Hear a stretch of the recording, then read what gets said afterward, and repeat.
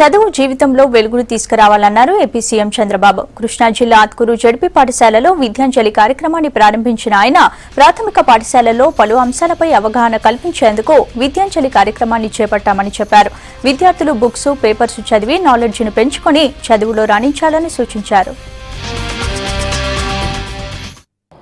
విద్యాంజలి అనే పేరు పెట్టి పిల్లల్లో చదువుకోవాలంటే ఏ విధంగా ఉండాలి, ఈ చదవడం వల్ల లాభాలేంటి, అంతేకాకుండా మీరు మంచి వక్తలుగా తయారు కావాలంటే ఏ విధంగా తయారు కావాలి, ఇవన్నీ కూడా మీ టీచర్లు మామూలుగా క్లాస్ రూమ్లో చెప్తారు.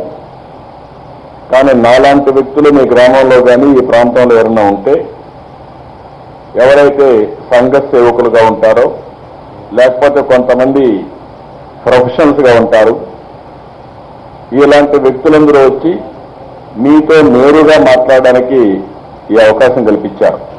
జ్ఞానం అనేది మనందరికీ వచ్చేది ఎక్కడి నుంచి వస్తుందంటే చదువు వల్ల వస్తుంది. చదువు వల్ల జ్ఞానం వస్తుంది. ఆ జ్ఞానం వల్ల మనం మంచి పౌరులుగా తయారవుతాం. ఉపాధి, అదే మనకి జీవితంలో సుఖ సంతోషాలు ఇవన్నీ వస్తాయి.